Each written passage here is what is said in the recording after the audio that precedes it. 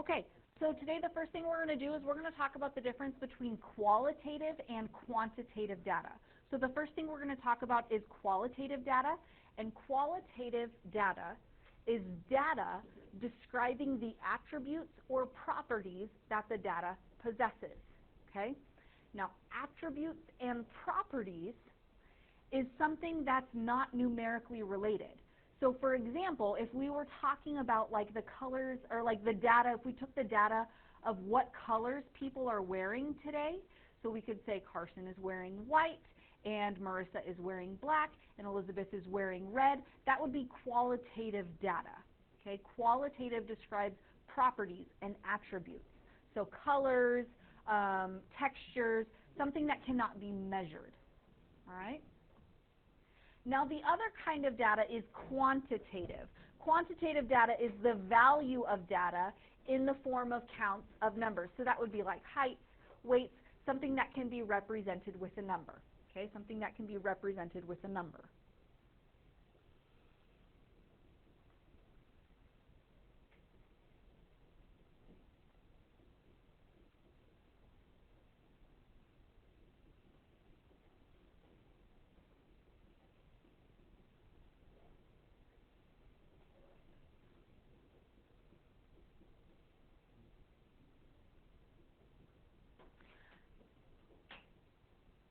Now specifically, when talking about quantitative data, we can expand it into two more categories. So next we're going to talk about discrete versus continuous data. This is only for quantitative data. You might want to make a note on your paper. Discrete and continuous is only for quantitative data. It does not apply for qualitative. Now discrete data has quite an intense definition here. It is data in which the observations are restricted to a set of values, such as 1, 2, 3, 4, and they possess gaps. Okay? So discrete possesses gaps. 1, 2, 3, 4, 5. There's like start and stop. There's nothing in between.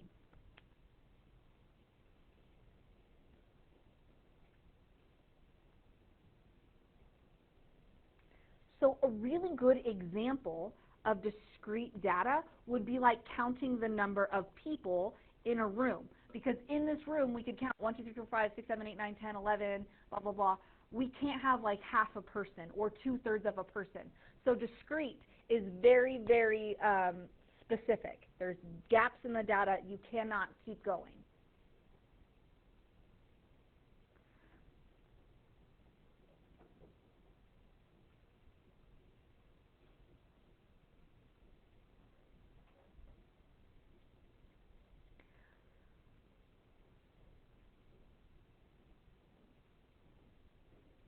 Now, continuous data is data that can take on any value within some interval.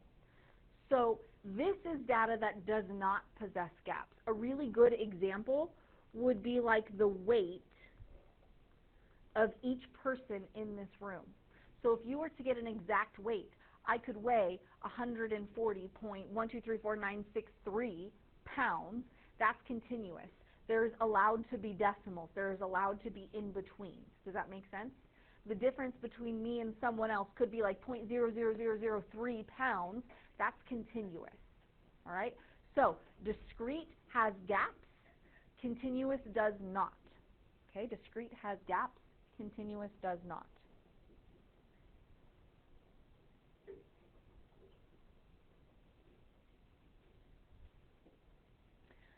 Now the next thing we're going to talk about is the level of measurement. So the first thing we're going to do is we're going to watch this YouTube video about it. So those of you that are watching this video from home, you can pause the video and type in this YouTube link and watch the video. It's a really good explanation for what we have for level of measurement. So like the video said, we have 4 different levels of measurement: nominal, ordinal, interval, and ratio. Now, nominal and ordinal, those are both examples of qualitative data. And then interval and ratio are both examples of quantitative data. So interval and ratio are numbers, nominal and ordinal are qualitative measurements, okay?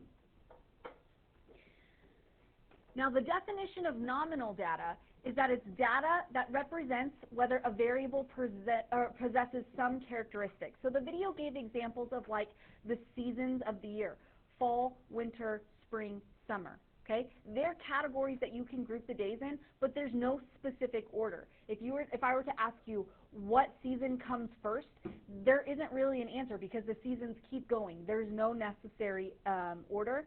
So seasons would be a really good example. They also talked about types of cars: Audi, BMW, Ford. Those are different categories, but there is no order to them. Now, some people might argue and be like, I prefer Ford over this, so like there is an order. That's personal preference.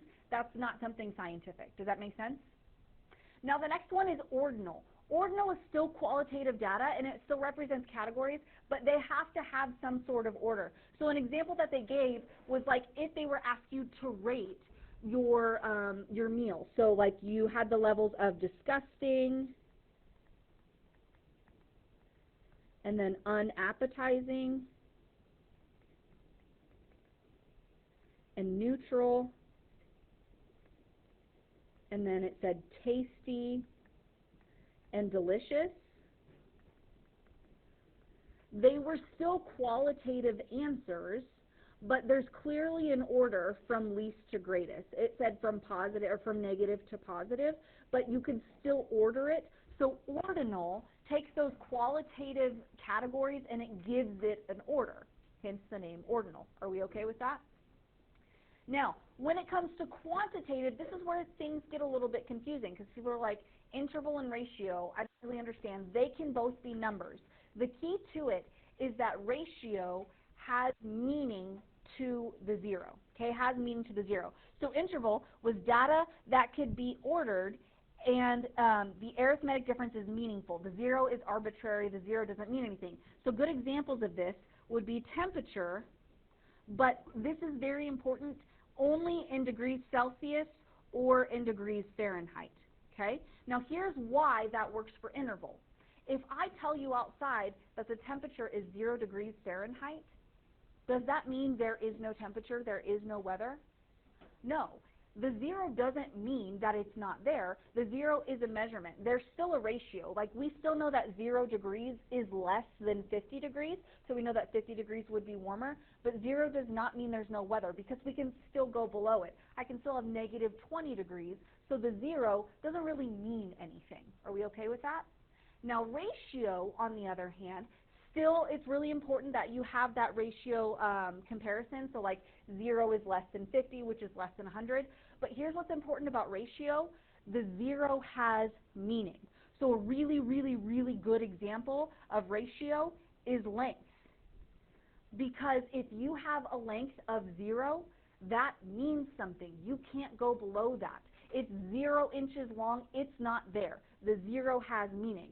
They also specified that temperature could be a ratio only if it's measured in kelvins.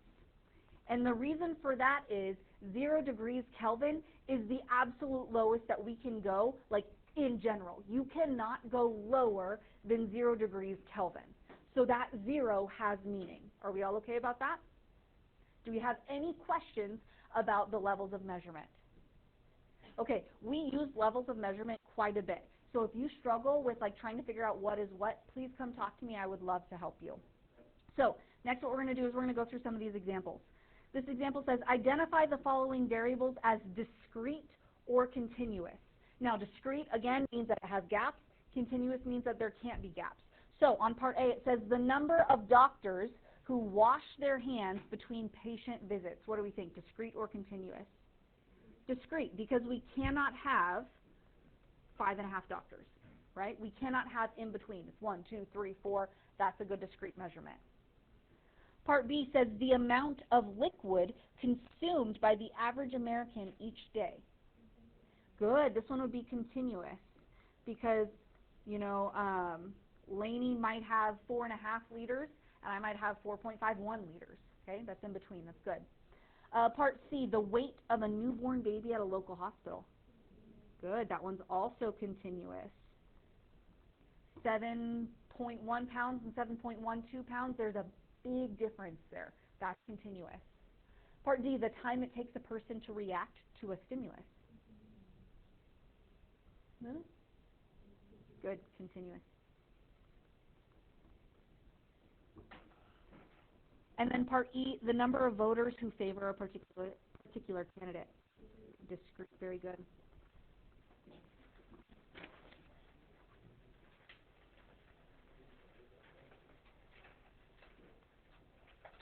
Number 2, determine the level of measurement for each of the following variables. Now the level of measurement were those 4 that we just talked about: nominal, ordinal, interval, and ratio. So part A, the time it takes for a student to complete an exam. First question that I have for you is this qualitative or quantitative? Quantitative, it's numbers. That means we have 2 options, interval or ratio. So my question to you is, does the 0 mean something in this problem? The time it takes for a student to complete an exam, does 0 mean something in that? Can I go below that 0? Can it take them negative time? No. So would this be interval or ratio? This would be ratio. That 0 means something. If it took them 0 minutes to complete an exam, they didn't do it. That means something. That's important. Letter B, majors of randomly selected students at a university. That would be qualitative. Good. So now we have to determine if it's nominal or ordinal. Now remember, ordinal means that there's an order to it. So is there an order to majors? Like, is one better than the other? No, so what would this be? Nominal. This would be nominal. Okay? So as you can hear, I'm like talking through my thought process. This is how we determine what it is. So let's look at letter C. The category which best describes how frequently a person eats chocolate. Wow. I'm gonna fix that typo. The category which best describes how frequently a person eats chocolate. Frequently, occasionally, seldom, or never. Qualitative or quantitative? Qualitative. And is there an order to what they're giving us? Yes. So this would be ordinal.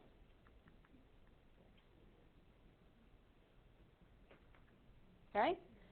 Letter D, the number of pounds of snack food eaten by an individual in his or her lifetime. Qualitative or quantitative? Quantitative. And does the 0 mean something here? Yes. Could I go below the 0? Absolutely not. So interval or ratio? Ratio. Good job. Okay. Number 3.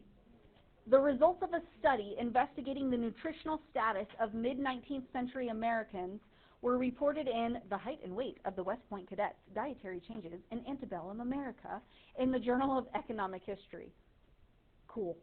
The data is based upon physical examination lists for West Point applicants from 1843 to 1894. Some of the information obtained from each cadet were his height, weight, the state from which the cadet was appointed, the occupation of the father, the income of the parents, and the type of home residence, city, town, rural, something like that, of the cadet. So, part A says, list the different variables measured on the cadets. So what is all the information that they gathered about these cadets? What did they look for? They said height, very good. Weight, that's awesome. The state that they were from, that's cool. Father's occupation, good. Father's occupation. What was the other one? Parents' income.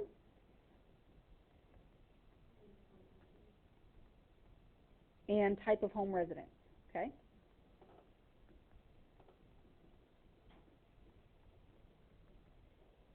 Now, if you're like, where in the heck did we get that information? It's all here. So some of the information attained were his height, weight, state which he was appointed, occupation of the father, income of the parents, and the type of home residence. Cool. Now on part B, it says which variables are quantitative and which variables are qualitative. So here's what we're going to do. I'm going to put just a line about right here, okay? And over on this side, I'm going to have quantitative, Q-U-A-N-T-I-T-A, quantitative. And over here, I'm going to put qualitative. So with your table partner or the people around you, I want you to go ahead and take these 6 items and separate them based on quantitative and qualitative. For those of you that are watching this at home, go ahead and pause the video and get that done. All right, so hopefully under quantitative, you got the height, the weight, and the parent's income, because those are all numerical values. And for qualitative, you should have gotten the state, their father's occupation, and the type of home residence, because those are all like categories and definitions and whatnot. Okay, now on part C, it says give the levels of measurement for these variables. So how many different levels of measurement were there? There were 4. So here's what I'm going to do. I'm going to split this into 4 sections here. And I'm just going to call this one nominal. Then I'm going to go ordinal. Then I'm going to go interval. And then I'm going to go ratio. So again, what I want you guys to do, work with those around you, and I want you to take these 6 categories and put them in their levels of measurement. For those of you at home, pause the video, get that done. All right, so here's how I chose to order them. I said that the state they were from, their occupation, and their residence were all nominal. Now, be aware, it's all about the context of the problem. So if I were to give you a list of all of the states in the United States in order from highest in education to lowest in education, that would be ordinal because there's order to it.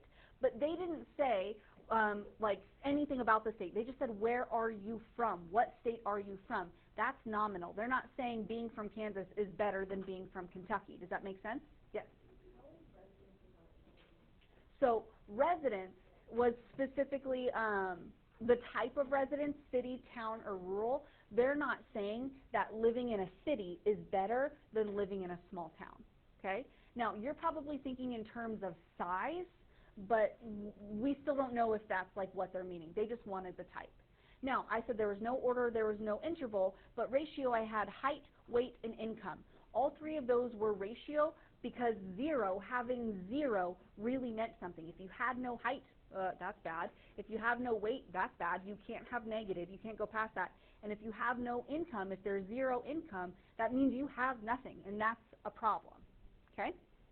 Now, Part D is a little bit different. Part D says, why is some method of data summary necessary here? So they're saying, like, why did we have to summarize this data? Like, why couldn't we just take the data and be cool with it? Why did we have to summarize it?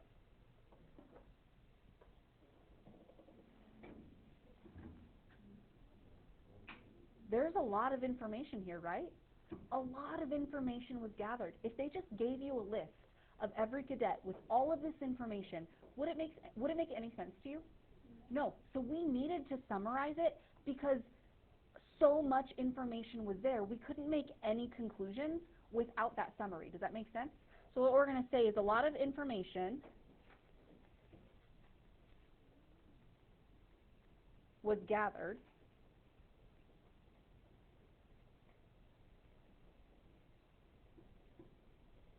So to make accurate conclusions,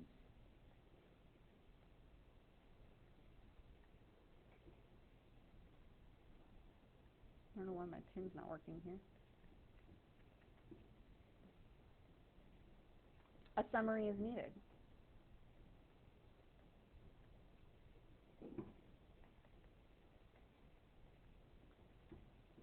Sorry about the handwriting.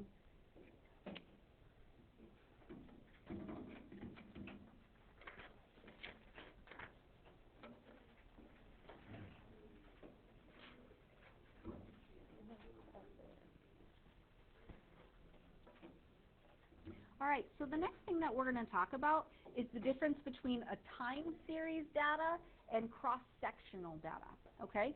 So the first thing we're going to address is time series.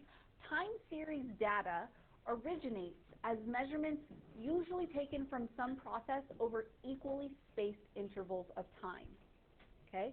So time series data is data that's like collected over a series of time. So I've given you some examples right underneath there. As you can tell, this first chart here is acres burned by wildfires. they did this over the years. So 1983, 1,323,666 acres were burned, and then each year they documented how many acres were burned. That is a time series data.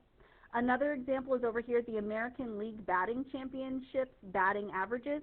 They found that number every single year. So if it's over a series of time, that is a time series data.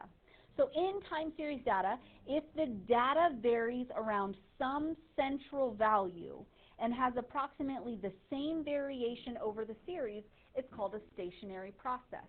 So here's what I want you to look at. I want you to look at this graph right here. I want you to notice how it's not tending to trend upwards or trend downwards. It's kind of just going up and down, and it's kind of staying around the same central point. Do you guys see that? That's called a stationary process.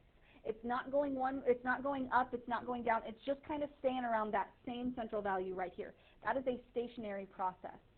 In a non-stationary process, the time series possesses a trend, the tendency for the series to either increase or decrease over time. A really good example of a non-stationary process would be like the population of the world as time progresses. It keeps getting higher and higher and higher. That's non-stationary.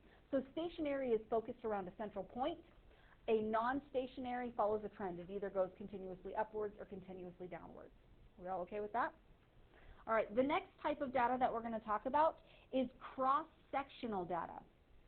Now, cross-sectional data are measurements created at approximately the same period of time. So time series tracks it throughout time, and cross-sectional says, hey, we're going to look at this one time period and we're going to compare something within it. So a good example is the life expectancy at birth in 2015. So it's not every single year. It's saying, hey, we're looking at 2015. Let's look at the life expectancy. So in Afghanistan, it was 61. In Australia, it was 83. And you can compare things from the same time period. Sound okay? All right, let's go to the next page. So on number 4, it says, consider the following graph of long-term interest rates, and that's 10-year Treasury notes, and inflation rates. Okay, so we have this graph. Now, I want you to be careful here and look. Like, I know that yours is not color-coded, but you can see, and this is something that's a really good life skill. It says interest rates for me is blue and inflation rates is red, but it also has these diamond shapes and the triangle shapes. So the diamond-shaped ones are interest rates, and the triangle-shaped points are inflation rates. So it says, are the long-term interest rates, so is that going to be diamond or triangle? Diamond. So we're going to look at this blue one for mine, which on yours is obviously gray. Sorry about that. And they want to know, is it time series or is it cross-sectional data? So is it measured from the same time period or is it throughout time? Yeah, you can see that the x-axis here is in years, so that's going to be a time series.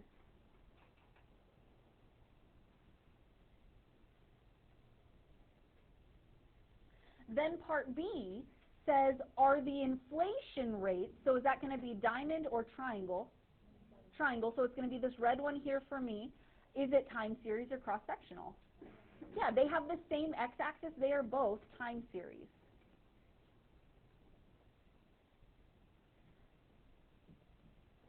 Then it says for each parts A and B, if the data is a time series data, which we know it is, does it appear to be stationary or non-stationary? So does it tend to be trending upward, does it tend to be trending downward, or does it kind of stay around a central point here? Yeah, it kind of stays around a central point, kind of like down here. So what do we think? Is that stationary or non-stationary? That would be stationary.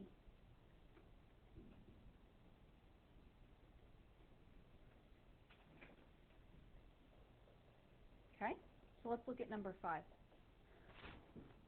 Number 5 says, consider the following graph of total exports. Okay, so take a look. It says services exported in billions of dollars. We're comparing the year to dollars and billions. So is this time series or cross-sectional? Good. Again, this is time series. It's measuring throughout each year.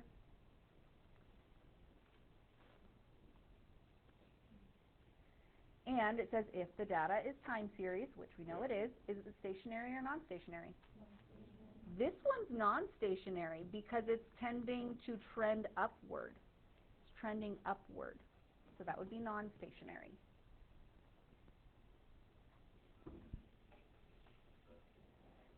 All right. Now, finally on number 6. On number 6 it says determine if the following data is time series or cross-sectional, then discuss what might be confounding the data we see here. Do you guys remember what the word confounding meant? So in the last class we talked about confounding data, and that was data that could have an impact, that could mess up our study, right? So what I did is this table was too big, so I kind of like, I took the heading and I like split it in half and I put the heading over here too. So as you can see, it's CO2 emissions per capita by state, okay? So let's look at it. It's saying who has the highest CO2 emissions per state? Wyoming. They're saying per capita, which means per person in Wyoming, they're emitting 111.55, and that's in metric tons, 111.55 metric tons per person in CO2, right? And then who had the smallest amount? Okay, so be careful. This is like a 2 column. So Wyoming, Colorado, who had the smallest? New York had the smallest, and it said it was 8.61 metric tons per person in New York. So first of all, can you tell me, is this time series or cross-sectional? This is cross-sectional because it's all throughout the same year. It's all in 2014. Now it says, what might be confounding the data we see here? My question to you is, what is weird about this data? What is it making sense about this data?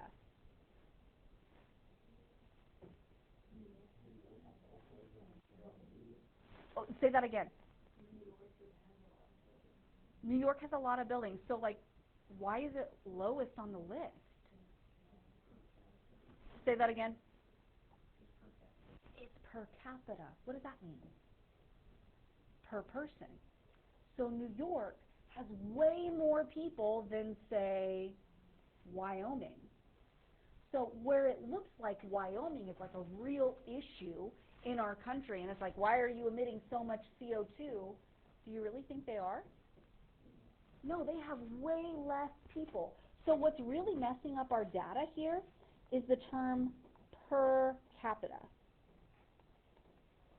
So that's something that you'll see a lot in like social media and news. They're going to try and sway you one way or the other. So let's say the governor of New York comes on and he's like, we're doing what we can to help this issue, to help this crisis. Look, we're lowest on the list for CO2 emissions per capita. You need to catch that per capita. Because what that means is they have way more people. So they can take their total emissions and split it up along more people. Whereas Wyoming's like, I mean, we have an average amount probably, but we don't have as many people to split it up about, so it looks like we're doing a bad job. So the term per capita. So what I'm going to put is Wyoming has few people. So when you divide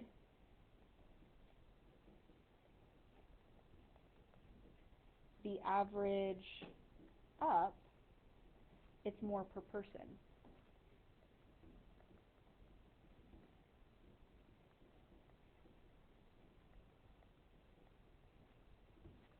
And then I'm going to say New York, and if you'll notice California is right above that. So New York and California have many people.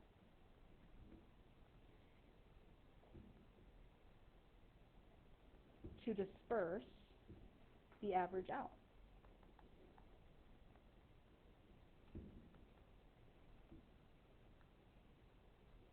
So I just want you to be aware of confounding things that can happen in data collection.